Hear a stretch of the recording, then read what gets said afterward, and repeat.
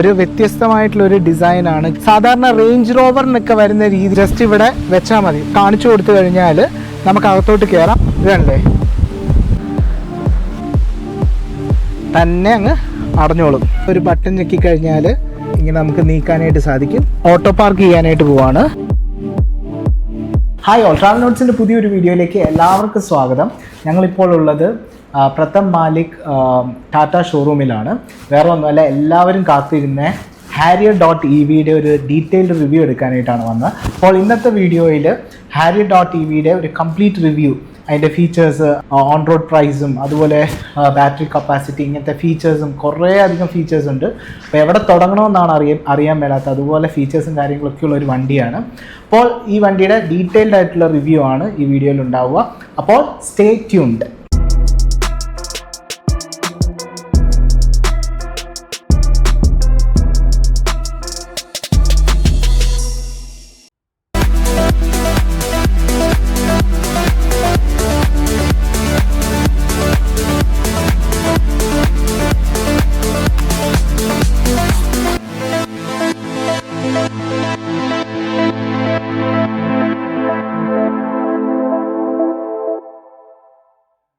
Actually നമ്മൾ വണ്ടി എടുത്തപ്പോൾ పంచ్ EV എടുത്ത సమయത്ത് సార్ మన్ని చాలా హెల్ప్ చేశారు. పంచ్ EV తీసుకున్నారు కదా, ఇక్కడ నుంచి పంచ్ EV తీసుకున్న ఆ టైంలో సార్ చాలా హెల్ప్ చేశారు. నార్మల్లీ ఎట్లా అంటే నేను ముందు ఒక బండి తీసేటప్పుడు కొనుక్కునేటప్పుడు ఆఫ్టర్ బయింగ్ వాళ్ళతో ఏం కాంటాక్ట్ లేదు. దాని తర్వాత కూడా ఏమైనా ఒక ఏమైనా హెల్ప్ కోసం కాల్ చేస్తే వాళ్ళు చెప్తారు మీరు സർവീസിംഗ് സെൻറ്ററിലോ അടുക്കൊച്ചു. അങ്ങനെ അതായത് നേരത്തെ ഞാൻ വണ്ടി മേടിച്ച സ്ഥലത്ത് വണ്ടി മേടിച്ച് കഴിഞ്ഞ് പിന്നെ കോണ്ടാക്റ്റ് ഒന്നും ഇല്ലായിരുന്നു സെയിൽസ്മാനായിട്ട്. പക്ഷേ വെങ്കട്ട് സാർ അങ്ങനെയല്ല, ഇത് വണ്ടി മേടിച്ച് കഴിഞ്ഞും എപ്പോൾ విలిచాലും weekly at least once Venkat sir use to call me. ఒక్కసారి అయినా కాల్ చేస్తారు. కాల్ చేసి ఎట్లా ఉన్నారు, బండి ఎట్లా. ఇప్పుడు తీసుకొని ఒక 5 months అవుతుంది. 5 months మార్చ్ ఫిబ్రవరిలో తీసుకున్నా. Completely satisfied. బండి కూడా చాలా సూపర్గా ఉన్నాయి. Completely satisfied. అది కూడా కాదు, కస్టమర్ డీలింగ్ కూడా చాలా మంచిగానే వీళ్ళు చేస్తారు. ప్రథం మాలిక్ ఉప్పల్ దగ్గర మేడిపల్లిలో ఆపోజిట్ క్రోమా ఆపోజిట్లో ఇది లొకేటెడ్ ఉన్నాయి.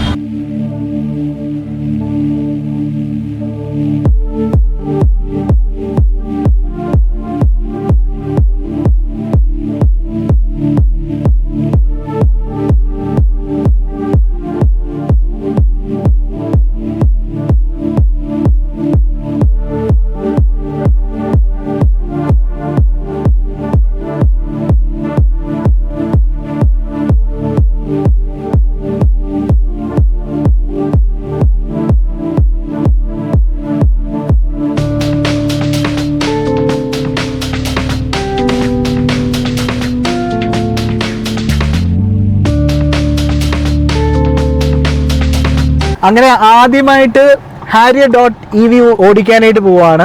നല്ല സൂപ്പറാണ്. അകത്ത് കയറി കഴിഞ്ഞാൽ ഇതിൻ്റെ ഇൻസ്ട്രുമെൻ്റൽ ക്ലസ്റ്ററും അതുപോലെ ഇൻഫർടൈൻമെൻറ്റ് സിസ്റ്റവും സെറ്റപ്പ് എല്ലാം സൂപ്പറായിട്ടുണ്ട്. അപ്പോൾ ഏതായാലും ഓടിച്ച് നമുക്ക് നോക്കാം. ഇതിൻ്റെ ഒരു വേറെ രീതിയിലാണ്, നമ്മുടെ പഞ്ചിലൊക്കെ വേറെ രീതിയാണ്. ഇതിൻ്റെ ഒരു നോബാണ്, നമ്മൾ പ്രസ് ചെയ്തിട്ട് ഇങ്ങനെ ഫ്രണ്ടിലേക്ക് മൂവ് ചെയ്യുവാണ് ചെയ്യുന്നത്. Neutral, reverse. അപ്പോൾ നമുക്ക് ന്യൂട്രലായി, ഇപ്പോൾ ഡ്രൈവായി. അപ്പോൾ നമുക്ക് പോയേക്കാം. ഹാൻഡ് ബ്രേക്ക് ഇതാണ് ഹാൻഡ് ബ്രേക്ക്. ഓട്ടോ ഹോൾഡ് ആണ്. ഓ സൂപ്പർ.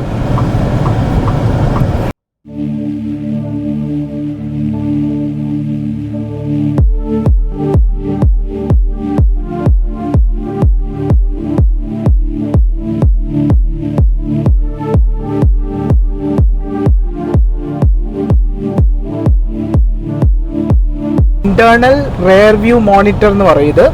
അതായത് നമ്മുടെ വണ്ടിയുടെ കംപ്ലീറ്റ് വ്യൂ, ബാക്കും ഫ്രണ്ടും ഇതിനകത്ത് നമുക്ക് റെക്കോർഡ് ചെയ്യാം. അതായത് കംപ്ലീറ്റ് ഫുൾ ടൈം റെക്കോർഡിങ്ങിന് നമുക്ക് വെക്കാനായിട്ട് സാധിക്കും. ഇത് വേണമെങ്കിൽ ഓഫ് ചെയ്ത് വിടാം. അപ്പോൾ ഇങ്ങനത്തെ ഒരു ഓപ്ഷനും ഉണ്ട്.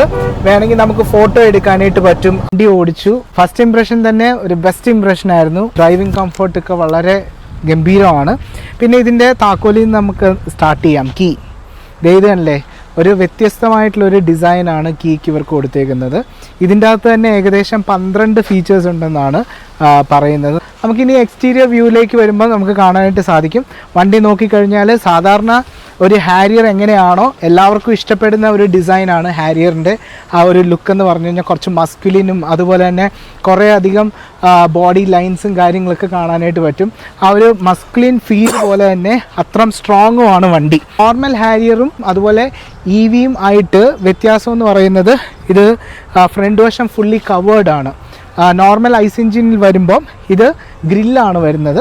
അപ്പോൾ EVയിലേക്ക് വരുമ്പോൾ ഇത് കവേർഡാണ്. ബാക്കി നോക്കിക്കഴിഞ്ഞാൽ ഇതൊരു ബ്ലാക്ക് എഡിഷനാണ്. നോക്കിക്കഴിഞ്ഞ് കഴിഞ്ഞാൽ മേളിൽ ലൈറ്റ്സ് ഒരു ഫ്ലോട്ടിംഗ് ലൈറ്റ്സ് നമുക്കിവിടെ കാണാനായിട്ട് സാധിക്കും. അതുപോലെ തന്നെ ഹെഡ് ലൈറ്റ്സ് താഴെയാണ് വരുന്നത്. പിന്നെ ബാഡ്ജിങ് സെൻറ്ററിൽ വരുന്ന ബാഡ്ജിങ് ആണെങ്കിലും നോർമലി വൈറ്റ് ബാഡ്ജിങ് ആണ് വരുന്നത്. ഇത് സ്റ്റെൽത്ത് എഡിഷനാണ്. അതുകൊണ്ട് തന്നെ ഇതൊരു സ്മോക്ഡ് ആയിട്ടുള്ളൊരു കളറാണ് ലോഗോയ്ക്ക് വരുന്നത്. പിന്നെ താഴോട്ട് വരുമ്പോൾ ഒരു ഗ്രില്ലും കാര്യങ്ങളൊക്കെ നമുക്ക് കാണാനായിട്ട് സാധിക്കും.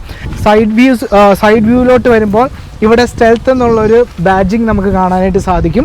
നോർമൽ ഹാരിയറും EV ഹാരിയറും ആയിട്ടുള്ള വ്യത്യാസം എന്ന് പറഞ്ഞു കഴിഞ്ഞാൽ സൈഡിലേക്ക് വരുമ്പോൾ ഇവിടെ EVയുടെ ഒരു ബാഡ്ജിങ് കാണാനായിട്ട് സാധിക്കും. അല്ലാതെ നോക്കിക്കഴിഞ്ഞാൽ നോർമൽ ഒരു ഹാരിയറിൻ്റെ ലുക്ക് തന്നെയാണ് നമുക്ക് കാണാനായിട്ട് സാധിക്കുന്നത്. അതുപോലെ തന്നെ ടയേഴ്സിലേക്ക് നോക്കിക്കഴിഞ്ഞാൽ 19 ഇഞ്ച് ടയേഴ്സാണ് വരുന്നത്. അതുപോലെ തന്നെ നമുക്ക് കീല് നമ്മൾ ഇപ്പോൾ ലോക്ക് ചെയ്യുമ്പോഴത്തേക്കിന് ഇതുണ്ട്, അൺലോക്ക് ചെയ്യുന്ന സമയത്ത് ഇവിടെ ലൈറ്റ് വരും. അത് നൈറ്റ് ടൈം ആണെങ്കിൽ കുറച്ചും കൂടെ നന്നായിട്ട് നമുക്ക് കാണാനായിട്ട് സാധിക്കും. അത് ഗ്രൗണ്ടിൽ നന്നായിട്ട് കാണാനായിട്ട് സാധിക്കും. അപ്പോൾ സൈഡിലേക്ക് വരുവാണെങ്കിൽ ഇതൊക്കെയാണ് സൈഡ് പ്രൊഫൈൽ എന്ന് പറയുന്നത്. അതുപോലെ ബാക്കിലേക്ക് വരുമ്പോൾ ഫുള്ളായിട്ടൊരു ഫ്ലോട്ടിംഗ് ആയിട്ടുള്ളൊരു ടെയിൽ ലൈറ്റ്സ് നമുക്ക് കാണാനായിട്ട് സാധിക്കും. പിന്നെ ഹാരിയർ .EVയുടെ ഒരു ബാഡ്ജിങ് ഇവിടെ ഉണ്ട്. അതുപോലെ തന്നെ താഴോട്ട് പോയി കഴിഞ്ഞാൽ സ്കിഡ് പ്ലേറ്റ്സ് പോലെ എലമെൻ്റ് ആണ് ഇവിടെ വരുന്നത്. അത് വണ്ടിയുടെ ഭംഗി നന്നായിട്ട് കൂട്ടുന്നുണ്ട്.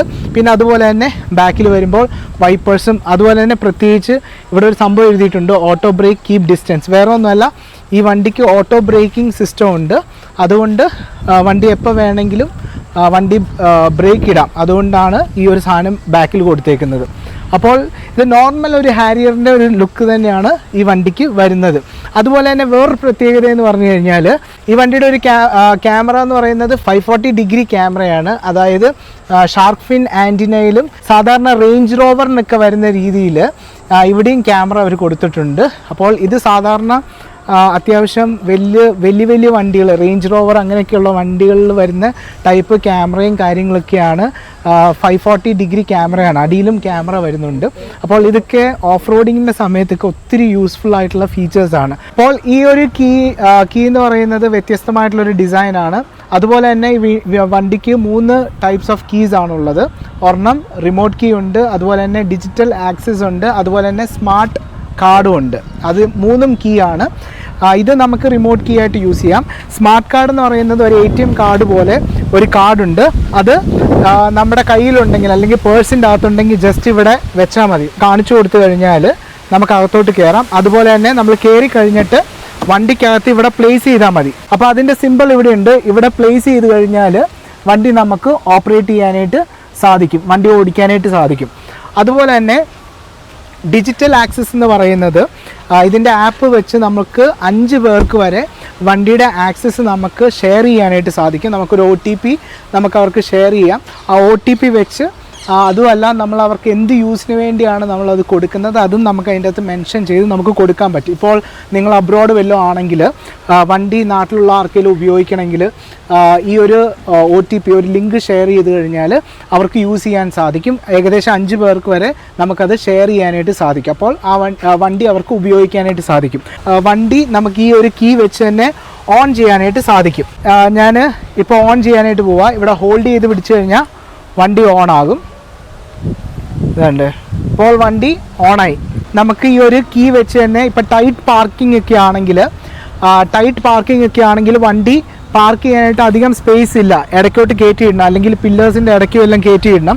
അങ്ങനത്തെ ടൈറ്റ് പാർക്കിങ്ങിൽ നമുക്ക് ഈ കീ വെച്ചുകൊണ്ട് തന്നെ വണ്ടി ഫ്രണ്ടിലോട്ടും ബാക്കിലോട്ടും എടുക്കാനായിട്ട് സാധിക്കും.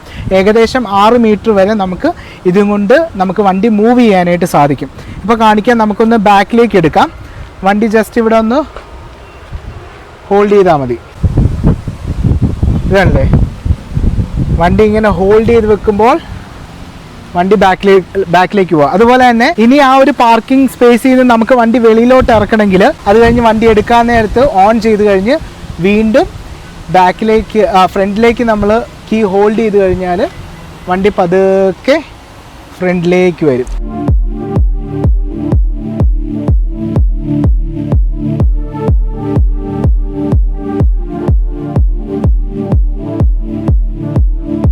സൂപ്പർ, കണ്ടില്ലേ? അതാണ് അടിപൊളി ഫീച്ചേഴ്സാണ്. ഈ വണ്ടി ഡ്യുവൽ മോട്ടറിലാണ് വർക്ക് ചെയ്യുന്നത്. അതായത് അന്യായമായിട്ടുള്ള ഒരു പെർഫോമൻസ് ആണ്. 502 ടോർക്ക് പവറാണ് തരുന്നത്.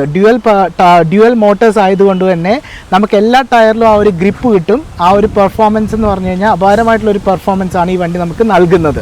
ബാക്കിലേക്ക് നമുക്ക് നോക്കിക്കഴിഞ്ഞാൽ ഈ ഒരു ബൂട്ട് ഇലക്ട്രോണിക്കലി ഓപ്പറേറ്റ് ചെയ്യാൻ പറ്റുന്നതാണ്. നമുക്ക് ജസ്റ്റ് ഇവിടെ ഒരു ബട്ടൺ ഉണ്ട്. ബട്ടണിൽ പ്രസ് ചെയ്ത് കഴിഞ്ഞാൽ സംഭവം തുറന്നു വരും. ഇതല്ലേ? അതുപോലെ തന്നെ ബൂട്ട് സ്പേസ് കണ്ടോ, 502 ബൂട്ട് സ്പേസ് ആണ് നമുക്കിവിടെ ലഭിക്കുന്നത്. നല്ലൊരു ബൂട്ട് സ്പേസ് ആണ്. നമുക്കിവിടെ സ്പെയർ വീൽസ് വരുന്നുണ്ട്. പിന്നെ അതുപോലെ തന്നെ ഈ ബൂട്ട് സ്പേസ് എന്ന് പറഞ്ഞു കഴിഞ്ഞാൽ ഐസ് എൻജിൻ ഹാരിയറിനേക്കാളും കുറച്ചും കൂടെ വലിയൊരു ബൂട്ട് സ്പേസ് ആണ് നമുക്കിവിടെ ലഭിക്കുന്നത്. വെഹിക്കിൾ ടു വെഹിക്കിൾ ചാർജ് ചെയ്യാം. അതുപോലെ തന്നെ ഇൻഡക്ഷൻ കുക്കേഴ്സ് ഒക്കെ വേണമെങ്കിൽ യൂസ് ചെയ്യാം.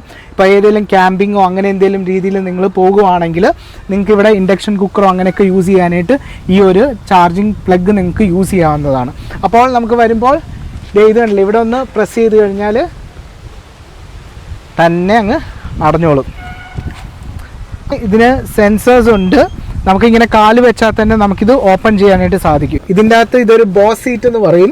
വേറെ ഒന്നുമല്ല, നമുക്ക് ഇത് ഇലക്ട്രോണിക്കലി നമുക്ക് തന്നെ ഇവിടെ നിന്ന് കംപ്ലീറ്റ് കൺട്രോളിൽ നമുക്കിത് ഓപ്പറേറ്റ് ചെയ്യാം. ഫ്രണ്ടിൽ ആരും ഇരിക്കുന്നില്ലെങ്കിൽ നമുക്കിവിടെ ഒന്ന് ഒരു ബട്ടൺ ഞെക്കിക്കഴിഞ്ഞാൽ ഇങ്ങനെ നമുക്ക് നീക്കാനായിട്ട് സാധിക്കും. എന്നിട്ട് നല്ല സുഖമായിട്ട് ഇങ്ങനെ ഇരിക്കാനായിട്ട് സാധിക്കും. അതുപോലെ തന്നെ ഇവിടെ വന്നു കഴിഞ്ഞാൽ കപ്പ് ഹോൾഡേഴ്സ് ഉണ്ട്. 2 കപ്പ് ഹോൾഡേഴ്സ് വെക്കാം. ഇവിടെ 65 വാട്ട്സിൻ്റെ ചാർജിങ് പോയിൻ്റ് ഉണ്ട്, പ്ലഗ്സ് ഉണ്ട്. അതുപോലെ നമുക്ക് ഫോണൊക്കെ വെക്കാനായിട്ടുള്ള സൗകര്യമുണ്ട്. നമുക്ക് നോക്കിക്കഴിഞ്ഞാൽ ഇവിടെ AC വെൻസ് സൈഡിലും വരുന്നുണ്ട്. ഓഡി BMW അതുപോലത്തെ വണ്ടികളിലൊക്കെ കൊടുക്കുന്ന ഒരു സാധനമാണ് ഈ ബ്ലൈൻഡ്സ്. അത് നമുക്ക് ഇതിൻ്റെ അകത്ത് ലഭിക്കുന്നുണ്ട്. അതുപോലെ തന്നെ ഇവിടെ എല്ലാ സൈഡിലും നമുക്ക് റീഡിങ്ങിന് വേണ്ടിയുള്ള ലൈറ്റ്സ് ഇവിടെ കൊടുത്തിട്ടുണ്ട്. വിശാലമായിട്ടുള്ളൊരു പാനറോമിക് വ്യൂ ഉള്ള ഒരു സൺറൂഫ്, വലിയൊരു സൺറൂഫ് ഇവിടെ കൊടുത്തിട്ടുണ്ട്. അപ്പോൾ അതൊക്കെയാണ് അകത്തു നിന്നുള്ള കാഴ്ചകളും കാര്യങ്ങളൊക്കെ. നല്ല അടിപൊളിയായിട്ടുള്ള ഒരു ലക്ഷറി ഫീലാണ് ഈ വണ്ടിക്ക് ലഭിച്ചേക്കുന്നത്. അപ്പോൾ സാധാരണ ഹാരിയർ ഐസ് എഞ്ചിനേക്കാളും എനിക്ക് തോന്നുന്നു കുറച്ചും കൂടെ കംഫർട്ടും സ്പേസും ഇതിൻ്റെ അകത്തുണ്ട്. നോർമൽ ഇതിൽ വരുമ്പോൾ ഹാരിയർ EVസിൽ വരുമ്പോൾ ബാറ്ററി താഴെയുള്ളത് കാരണം ഇത് ഹൈറ്റിൻ്റെ പ്രോബ്ലംസ് ഉണ്ടാകാറുണ്ട്. നേരത്തേക്ക് അങ്ങനെ ഉണ്ടായിരുന്നു. പക്ഷേ ഇതിന് അങ്ങനത്തെ ഒരു പ്രശ്നമില്ല. ഇത് ബാറ്ററി താഴെയാണെങ്കിൽ നമുക്ക് നന്നായിട്ടുള്ളൊരു തൈ സപ്പോർട്ട് ഇവിടെ നമുക്ക് ലഭിക്കുന്നുണ്ട്. നല്ല കംഫർട്ടബിൾ ആയിട്ടുള്ളൊരു സീറ്റിംഗ് പൊസിഷനും നമുക്ക് ലഭിക്കുന്നുണ്ട്. ഡ്രൈവിംഗ് സീറ്റിലേക്ക് വരുമ്പോൾ നമുക്ക് സീറ്റിൻ്റെ താഴെ തന്നെ കുറേ അധികം സെറ്റിങ്സും ഇലക്ട്രോണിക്കലി അഡ്ജസ്റ്റ് ചെയ്യാൻ പറ്റുന്ന കുറേ കാര്യങ്ങളുണ്ട്. ഇത് കണ്ട് സീറ്റിൻ്റെ ഹൈറ്റ് നമുക്ക് കൂട്ടാം, കുറയ്ക്കാം പറ്റും. സീറ്റിൻ്റെ പൊസിഷൻസ് എല്ലാം നമുക്കിവിടെ അഡ്ജസ്റ്റ് ചെയ്യാൻ പറ്റും. വെന്റിലേഷൻസ് ഉണ്ട്. ഇപ്പം വെന്റിലേഷൻ ഓൺ ആണ്. മെമ്മറി നമുക്ക് പല രീതിയിൽ അഡ്ജസ്റ്റ് ചെയ്ത് ഏകദേശം 3 മെമ്മറി നമുക്ക് ഇവിടെ മെമ്മറിയിൽ അഡ്ജസ്റ്റ് ചെയ്യാനായിട്ട് സാധിക്കും. സ്റ്റീറിംഗിലേക്ക് വന്നു കഴിഞ്ഞാൽ അടിപൊളിയായിട്ടുള്ള ഒരു ലോഗോയും ഇത് കത്തി നിൽക്കുന്ന ഒരു ഗ്ലോ ആയിട്ടുള്ളൊരു ലോഗോ നമുക്ക് കാണാം. അതുപോലെ തന്നെ ഫോണിൻ്റെ കാര്യങ്ങളും അതുപോലെ തന്നെ ഓഡിയോയും കാര്യങ്ങളൊക്കെ ഓപ്പറേറ്റ് ചെയ്യാനുള്ളൊരു സ്വിച്ചസ് ആണ് ഇവിടെ കൊടുത്തേക്കുന്നത്. നോർമലി നമ്മൾ വണ്ടികളിലെല്ലാം ഉള്ള പോലെ ഇവിടെ നോക്കുമ്പോൾ ഇതിൻ്റെ അഡാസ് ഫീച്ചേഴ്സ് അഡാസ് 2 ലെവലാണ് നമുക്ക് ഈ വണ്ടിക്ക് ലഭിക്കുന്നത്. അതിൻ്റെ കാര്യങ്ങൾ കൺട്രോൾ ചെയ്യാനും അതുപോലെ തന്നെ ക്രൂസ് കൺട്രോളും കാര്യങ്ങളൊക്കെയാണ് ഇവിടെ വരുന്നത്. പിന്നെ താഴെ ഇവിടെ നോക്കിക്കഴിഞ്ഞാൽ റീജൻ്റെ ഓപ്ഷൻ ഉണ്ട്. ആ റീജൻ നമുക്ക് കൂട്ടാനും പ്ലസ് ചെയ്യാനും അതുപോലെ തന്നെ റീജൻ മൈനസ് ചെയ്യാനുള്ള ഓപ്ഷൻ ഉണ്ട്. ഇത് റെയിൻ സെൻസിങ് വൈപ്പേഴ്സ് ആണ് ആ കാര്യങ്ങൾക്ക്. പിന്നെ അതുമല്ല ഇതിൻ്റെ ഹെഡ്ലൈറ്റ് എന്ന് പറയുന്നത് ഓട്ടോമാറ്റിക് ഹെഡ്ലൈറ്റ് ആണ്. അത് നമുക്ക് വേറെ വണ്ടികളിലൊക്കെ ആ ഒരു ഫീച്ചേഴ്സ് നമുക്ക് ലഭിക്കുന്നുണ്ട്.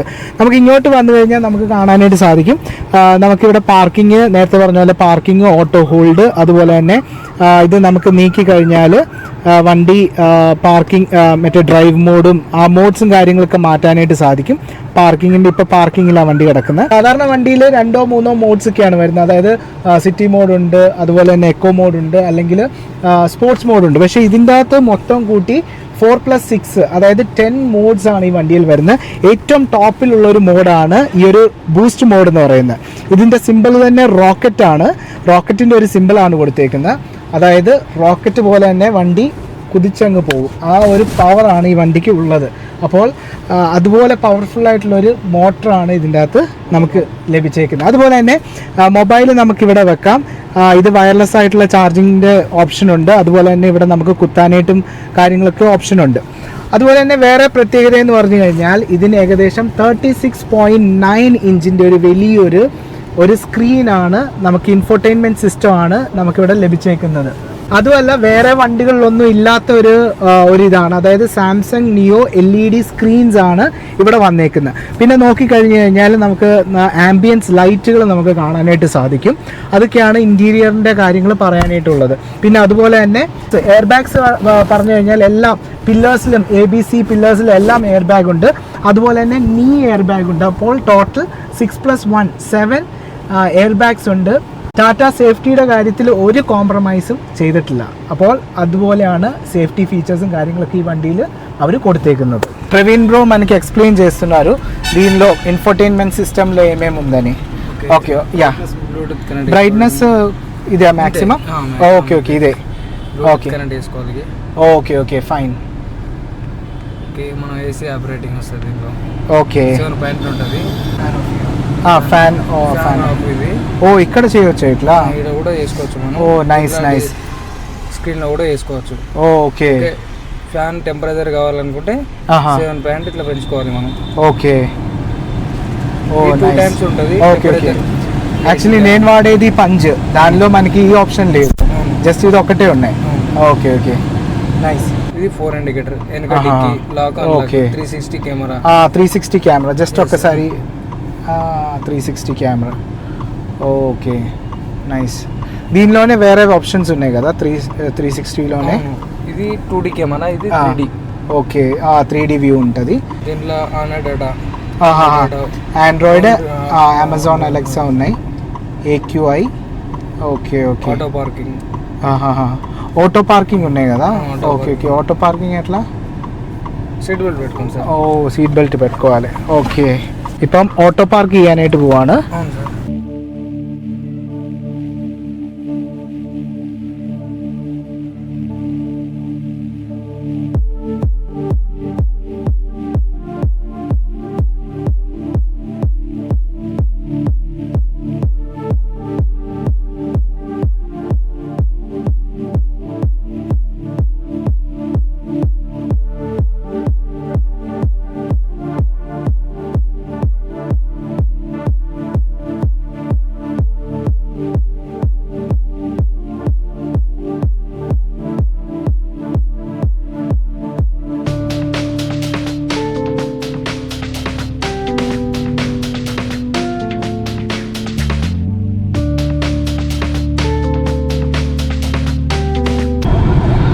ഇപ്പോൾ ഡോൾബിയിലാണ് ഇടാൻ പോവാണ്.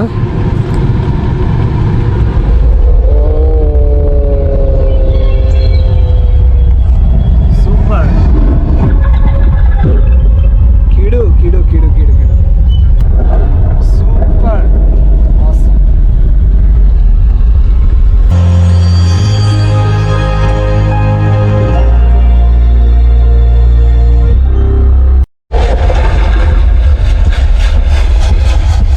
ഹാരിയർ EV 20 to 80% ചാർജ് ചെയ്യാനായിട്ട് DC ചാർജറിൽ വെറും 15 minutes മതി. അതുപോലെ തന്നെ ഇപ്പോൾ ടാറ്റയുടെ വണ്ടികൾക്കെല്ലാം ലൈഫ് ലോങ് ബാറ്ററി വാറണ്ടിയാണ് അവർ നൽകുന്നത്.